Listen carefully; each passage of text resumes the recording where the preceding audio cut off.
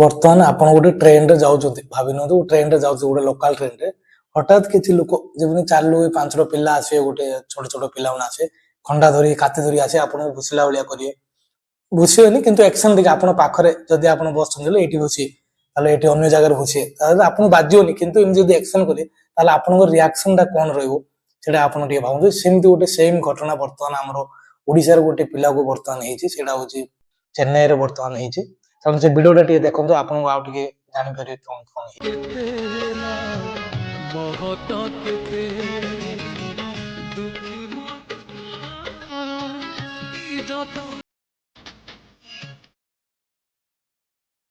ଏବେ ଆଶ୍ଚର୍ଯ୍ୟର କଥା କଣ, ଏ ଖଣ୍ଡା କାତି ଏମାନେ ଟ୍ରେନ ଭିତରେ କେମିତି ଆଣୁଛନ୍ତି, ଏଇଟା ହଉଛି ବଡ କଥା ପଡୁଛି। କାରଣ ସାଧାରଣ ଆମ ଗାଁରେ ଟିକେ ପୁଡିଆ ନାଶ ଫାସ ଧରି ହେଲେ ବାଟରେ ପୁଲିସ ଧରି ଦଉଛି, କିନ୍ତୁ ଏବେ ଖଣ୍ଡା କାତି ଧରିକି ଏକ୍ସନ କରୁଛନ୍ତି। ଏଥିରେ କ୍ୟାମେରା ଲାଗିଛି ନା ନାଇଁ ଲୋକାଲ ଟ୍ରେନ ଗଲା ଜାଣିନି, କିନ୍ତୁ ଲୋକାଲ ଟ୍ରେନରେ ଖଣ୍ଡା କାତି ଧରି ଆକ୍ସନ କରୁଛି, ରିଲ୍ସ କରୁଛନ୍ତି। ଏମାନେ କେମିତି ପୁଲିସ ଧରି ପାରୁନି, ମତେ ଏଇଟା ଗୋଟେ ଆଶ୍ଚର୍ଯ୍ୟ ଲାଗୁଛି।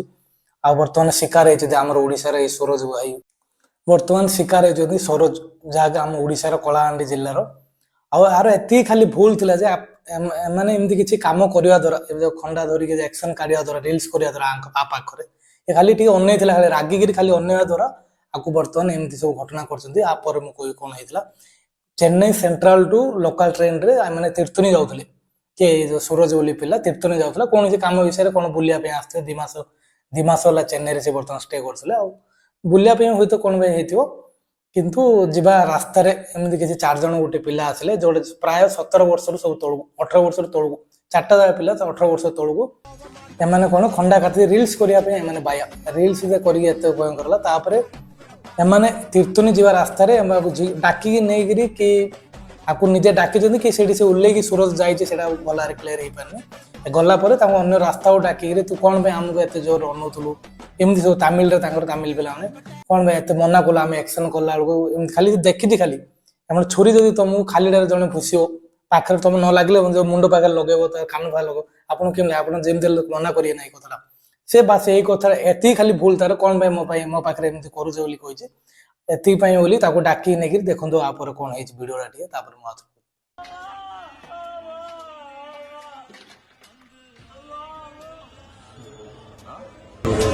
सूरज कीर्तनी में गाया कीर्तनी। ଏମାନେ ତ ଏମିତି କାମ କରିଛନ୍ତି, ଏମାନେ ଯଦି ରିଲ୍ସ ଯଦି କରିନଥାନ୍ତେ ତାହେଲେ ହୁଏତ ଆଜି ସୁରଜର କଣ ହେଇଥାନ୍ତା, ଆଜି କିଏ ହେଲେ ମଧ୍ୟ ଜାଣିପାରିନଥାନ୍ତେ, କିଏ ହେଲେ ଜାଣିପାରିନଥାନ୍ତେ। କାରଣ ରିଲ୍ସ କରୁଛନ୍ତି ଏମାନେ, ଆଉଥରେ ହାଣୁଛନ୍ତି, ଆଉଥରେ ଖଣ୍ଡାରେ ଦେଖନ୍ତୁ କାତିରେ ହାଣୁଛନ୍ତି, ଆଉଥରେ ରିଲ୍ସ କରୁଛନ୍ତି, ଦେଖୁଛନ୍ତି, ଆଉଥରେ ପୋଜ ଦେଖାଉଛନ୍ତି। ଏମାନେ ମାନେ ଏମାନଙ୍କ ମାଇଣ୍ଡ ସେଟ ଦେଖନ୍ତୁ, 17 ବର୍ଷର ଗୋଟେ ପିଲା, 17 ବର୍ଷ ମାନେ 18 ବର୍ଷ ମଧ୍ୟ ହେଇନି, ଏମାନଙ୍କ ମାଇଣ୍ଡ ସେଟ ଦେଖନ୍ତୁ ଏମିତି ରିଲ୍ସ ପାଇଁ ବୋଲି ବାୟା ହେଉଛନ୍ତି। ଆଉ ଏମାନେ ନିଶା ବୋଧେ କରିଛନ୍ତି ବୋଲି କେତେ ପାଖର ଲୋକମାନେ ପରେ କହିଲେ। ଆଉ ବର୍ତ୍ତମାନକୁ ଆକୁ ହାଣିକିରି ବର୍ତ୍ତମାନ ଛାଡି ଦେଇକି ପଳେଇଲେ। ତାପରେ ସେ ନିଜେ ସୁରଜ ନିଜେ ନିଜେ ଚାଲି ଚାଲି ଯାଇକି ଲୋକମାନଙ୍କୁ ଦେଖିବା ଦ୍ୱାରା ବାହାରକୁ ଟିକେ ଗଲା ପରେ, ବାହାରେ ପାବ୍ଲିକ ଟିକେ ତାଙ୍କୁ ନେଇକି ମେଡିକାଲରେ ଭର୍ତ୍ତି କରିଥିଲେ, ଗଭର୍ଣ୍ଣମେଣ୍ଟ ମେଡିକାଲରେ। ଆଉ ବର୍ତ୍ତମାନର ସୁରଜର ସିଚୁଏସନ କହିବାକୁ ଗଲେ ବର୍ତ୍ତମାନ ଠିକ ଅଛି, ନର୍ମାଲ ଅଛି। ତଥାପି କହିବାକୁ ଗଲେ 20ଟା ଜାଗାରେ ବର୍ତ୍ତମାନ ହାଣିଛନ୍ତି। ଆଉ ଶିଲା ଭାବନ୍ତୁ 20ଟା ଶିଲା ନାହିଁ, 20ଟା ଜାଗାରେ ଗୋଟେ ଗୋଟେ ଜାଗାରେ 4ଟା 3ଟା ଶିଲା ପଡିଥିବ, ଯୋଉ ଜାଗାରେ ଏମାନେ ହାଣିଛନ୍ତି। 20 ନା 25ଟା ଜାଗାରେ ଏମାନେ ହାଣିଛନ୍ତି। ବର୍ତ୍ତମାନ ସବୁ ଯାହା ଶିଲା ପଡିଛି, ଆଉ ବର୍ତ୍ତମାନ ସେ ମେଡିକାଲରେ ବର୍ତ୍ତମାନ ଅଛି। ଆଉ ସେ ମଧ୍ୟ ରିକ୍ୱେଷ୍ଟ କରିଛି, ନିଜେ ଲେଖିକି ମଧ୍ୟ କହିଛି ଯେ ବର୍ତ୍ତମାନ ମୁଁ ଏଇଠି ରହିବା ପାଇଁ ଚାହୁଁନି, ଆମର ଓଡିଶା ମତେ ପଠେଇ ଦିଅ କହିବାରୁ ଏଥର ସରକାର ମଧ୍ୟ ତାକୁ ଓଡିଶା ପଠେଇ ଦେଇଛନ୍ତି, ତାମିଲନାଡୁ ସରକାର। ତ ଇଚ୍ଛା ଏମାନଙ୍କୁ ଯେମିତି ସରକାର ଏମାନଙ୍କୁ ଫାଶୀ ଦେଇଦେବା କଥା କହିବାକୁ ଗଲେ। କାରଣ ଗୋଟେ ଯଦି କିଛି ବି ତାର ଶତ୍ରୁତା ନଥାଏ, ଯଦି ଏମାନେ ଏମିତି କରିପାରୁଛନ୍ତି, ବର୍ତ୍ତମାନ 18 ବର୍ଷ ମଧ୍ୟ ଏମାନଙ୍କୁ ହେଇନି, ଯଦି ଏମାନେ ବଡ ହେବେ ତାହେଲେ ଆଗକୁ କଣ କରିବେ ଦେଖନ୍ତୁ। ଏମାନଙ୍କୁ ଯଦି ପଦେ କଥା କହିଲେ ମଧ୍ୟ ହାଣିଦେବେ, ଯାହା ଜଣା ପଡୁଛି ଯେ ଏମିତି ଏମାନଙ୍କର ମାଇଣ୍ଡ ସେଟ ସେମିତି ହେଇଗଲାଣି ବର୍ତ୍ତମାନ। କିଛି କେତେ ସ୍କୁଲ ପଢୁଛନ୍ତି, ଏଥିରେ କେତେ ଜଣ ତାଙ୍କ ସ୍କୁଲ ମଧ୍ୟ ପାଠ ପଢୁଛନ୍ତି, ତାର ଆଗରୁ ପୁରୁଣା ଭିଡିଓ ଯାହା ଦେଖିବେ ଜାଣିବେ, ମାନେ ସ୍କୁଲ ପଢୁଥିବେ, ସ୍କୁଲରେ ମଧ୍ୟ କାଉ ଡରୁନାହାନ୍ତି, ମାନେ ଭିଡିଓ କରିକି ଆପଣ ରିଲ୍ସ ପୁରା ଦେଖିବେ ହେଲେ ତାପରେ ଜାଣିପାରିବେ। ଆଉ ଏମିତି ହାଣିଆ ଭିଡିଓ ଯାକ ତ ମୁଁ ଏମାନେ ଯେମିତି ହାଣୁଛନ୍ତି ତାକୁ ଦେଖିଲେ, ଆଉ ମୁଁ ସେଇଟା ଭିଡିଓ ପୋଷ୍ଟ କରିପାରୁନି। ଆପଣ ଯଦି ଚାହିଁବେ, ଯଦି ଗୁଗୁଲରେ ବି ସର୍ଚ୍ଚ କରିବେ, ନହେଲେ ତ ଇନଷ୍ଟାଗ୍ରାମରେ ଯଦି ଖୋଜିବେ, ତାହେଲେ ସୁରଜ ତାମିଲନାଡୁ ଇସ୍ୟୁ ବୋଲି ଯଦି ମାରିବେ, ଯଦି ସର୍ଚ୍ଚିଂ କଲେ ମଧ୍ୟ ଆପଣ ପୁରା ଡିଟେଲ୍ସ ଜାଣିପାରିବେ କେମିତି ଘଟଣାଟି ଘଟିଥିଲା। ଆଉ ଏମିତି ହେବା ଦ୍ୱାରା ଆମକୁ ଏବେ ବର୍ତ୍ତମାନ କୁଆଡେ ବାହାରୁ ବୁଲିବା ପାଇଁ ମଧ୍ୟ ଡର ଲାଗୁଛି, କାରଣ କେତେବେଳେ କୋଉ ମୁହୂର୍ତ୍ତରେ କଣ ହବ କିଛି କି ଜାଣୁଛି। କାରଣ ଆର କିଛି ହେଲେ ଭୁଲ ନଥିଲା, ଏଇ ପିଲା ଯେତେବେଳେ ସୁରଜର ଯେତେବେଳେ ଦେଖିବେ ଆର କିଛି ନା, ତାର ନିଜ ରାସ୍ତାରେ ସିଟରେ ମଧ୍ୟ ବସୁନଥିଲା, ତାର ଡୋର ପାଖରେ ବସିଥିଲା, କାଳେ ସିଟ୍ ନଥିବ ବୋଲି କଣ ନହେଲେ ତ ବାହାରେ ଭଲ ପବନ ବାଜିବ ବୋଲି ହୁଏତ ସେଠି ତଳେ ବସିଥିଲା। ଯଦି ଠିକରେ ଯିବା ରାସ୍ତାରେ ଯାଉଥିବେ ଜଣେ ଠିକରେ ଥିବ ତଥାପି ଯଦି କିଛି ଆସିବ ବୋଲେ ସେଇଟା କଣ କରିବା ସେଇଟା ଭଗବାନଙ୍କର ଉପରେ ଆଶୀର୍ବାଦ ତାର ସେମିତି ଘଟଣା ହେଇଛି। ଆଉ ବର୍ତ୍ତମାନ କୁଆଡେ ଯିବା ପାଇଁ ମଧ୍ୟ ଭୟ ଲାଗୁଛି ଏମିତି, କାରଣ କେତେବେଳେ କଣ ହେଇଯିବ କିଛି କହିହବନି। ଆଉ ବର୍ତ୍ତମାନ ସୁରଜ ତ ଗାଁକୁ ତାଙ୍କ ଗାଁକୁ ତ ପଠେଇ ଦେଲେନି।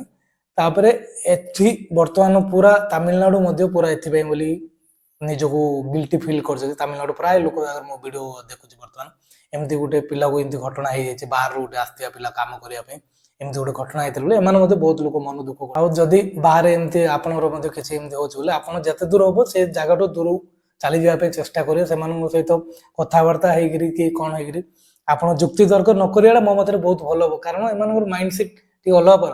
ସବୁ ତାମିଲ ଲୋକ ଏମିତି ହେଇଥିବ ବୋଲି ମୁଁ କହିପାରୁନି, ଏମିତି କିଛି ଲୋକ ଅଛନ୍ତି ଯୋଉମାନେ ଏମିତି ସବୁ କାମ କରିଦଉଛନ୍ତି। କାରଣ କିଛି ନଥାଇ ଗୋଟେ ଲୋକଟା ହାଣିବାଟା ଦେଖନ୍ତୁ ତାଙ୍କର ସେ ଆକ୍ସନରୁ ତାଙ୍କର ଦେଖନ୍ତୁ, ତାଙ୍କର ମୁହଁରୁ ତାଙ୍କର ରିଆକ୍ସନରୁ ତାଙ୍କର ଦେଖନ୍ତୁ, ସେ ଯେତେବେଳେ ହାଣିଲା ପରେ ମଧ୍ୟ ତାଙ୍କର ଟିକେ ହେଲେ ଆଟିଟ୍ୟୁଡ ତାଙ୍କର ଦେଖନ୍ତୁ, ତାଙ୍କର କେମିତି ମୁହଁ ଦେଖା ହଉଛି ସବୁ ହାଣିବା ପୂର୍ବରୁ। ଜଣୁ ହାଣିବା ବେଳେ କେତେ ତାଙ୍କର ମନରେ ଭାବିବା କଥା, ଯଦି ରାଗରେ କଣ ଯାହାକୁ ହାଣିବ ସେଇଟା ଗୋଟେ କଥା ଅଲଗା, କିନ୍ତୁ ତାଙ୍କ ରିଲ୍ସ ପାଇଁ ବୋଲି ତାଙ୍କର ମନ ଇଚ୍ଛା ସବୁ ହାଣି ଦେଇ ପଡୁଛି ଚାଲୁଅ ଯାକ। ଏଥିରୁ 3 ଜଣ ଯାକୁ ବର୍ତ୍ତମାନ ଚାଲୁଅ ଯାକ ବର୍ତ୍ତମାନ ପୁଲିସ ମଧ୍ୟ ତାମିଲନାଡୁ ଆରେଷ୍ଟ କରିସାରିଛି। ଆରେଷ୍ଟ କଲା ପରେ 3 ଜଣଙ୍କୁ ବର୍ତ୍ତମାନ ରଖିଛି ଥାନାରେ, ଆଉ ଜଣକୁ ତାର ବାପା ମା ପାଖରେ ଛାଡି ଦେଇଛି। ଏମାନଙ୍କୁ ଆହୁରି ଚାଲିବ, ଆହୁରି କେତେ କଣ ହବ। ଏମାନେ ପ୍ରାୟ ଲୋକଙ୍କର ଏଠିର ଲୋକଙ୍କର ଲୋକାଲ ପ୍ରାୟ ପାବ୍ଲିକ କଣ ବୋଲି ଭାବୁଥିଲେ, ନାଇଁ ବାହାରୁ ଆସିଛି ବୋଲି ଏମିତି ଇଣ୍ଟେନସନାଲି କିଛି ଏମିତି କାମ କରିଛନ୍ତି ବୋଲି ଲୋକମାନେ ଭାବୁଥିଲେ, କିନ୍ତୁ ପୁଲିସ ଯେତେବେଳେ ପଚାରିଲେ ସେ ଦୁର୍ବୃତ୍ତ ମାନଙ୍କୁ ଯୋଉ ସେ ତାମିଲ ପିଲାମାନଙ୍କୁ, ତାହେଲେ ସେମାନେ କହିଲେ ନାଇଁ ସେମିତି କିଛି ନାହିଁ, ଆମେ ରିଲ୍ସ କରୁଥିଲୁ ଆମକୁ ଇଚ୍ଛା ହେଲା ଏମିତି କଲୁ, ଖାଲି ଏତିକି ବାସ ଏତିକି କହିଛନ୍ତି।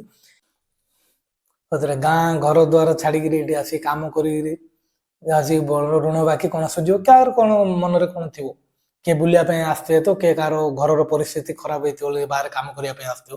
ଏମିତି ଆସିବ ଯଦି ଏମିତି ଗୋଟେ ଘଟଣା ହେଇଯିବ ବୋଲି ଭାବନ୍ତୁ, ତାହେଲେ ତାର ମନ କେତେ ଦୁର୍ବଳ ହେଇଯିବ, ଭାଙ୍ଗିଯିବ ମନ। ବର୍ତ୍ତମାନ ଏଠି ସରକାର ମଧ୍ୟ ଆମର କିଛି ସାହାଯ୍ୟ କରିଥିବେ ବୋଲି କରିବେ ନା କି ଏତେ କାହିଁ ଏଇଟା ନ୍ୟୁଜ ମଧ୍ୟ ପୁରା ତାମିଲନାଡୁରେ କହିବାକୁ ଗଲେ ପୁରା ହାଲ୍ଲା ହେଇଗଲାନି, ତାମିଲନାଡୁରେ ପୁରା ଏଇଟା ଚାରିଆଡେ ବ୍ୟାପିଲାନି ଏଇ ଘଟଣାଟି। ଆଉ ଏଇଟା ଆମ ଓଡିଶାରେ ମଧ୍ୟ ସମସ୍ତେ ଜାଣିବା ଦରକାର, ଜାଣିଲେ ଯଦି ହୁଏତ ତାଙ୍କର ପରିବାରକୁ ହଉ କି ସୁରଜକୁ କିଛି ଆର୍ଥିକ ସୁବିଧା ମଧ୍ୟ ସରକାରଙ୍କ ତରଫରୁ ମିଳିବାର ମୁଁ ଭାବୁଛି। କେମିତି ଏମିତି ଆଉ ଦ୍ୱିତୀୟ ଥର ଏମିତି କାହାକୁ କିଛି ନ ହଉ, ବାସ ଏତିକି କହୁଛି, ମୋ ଭିଡିଓ ରଖୁଛି।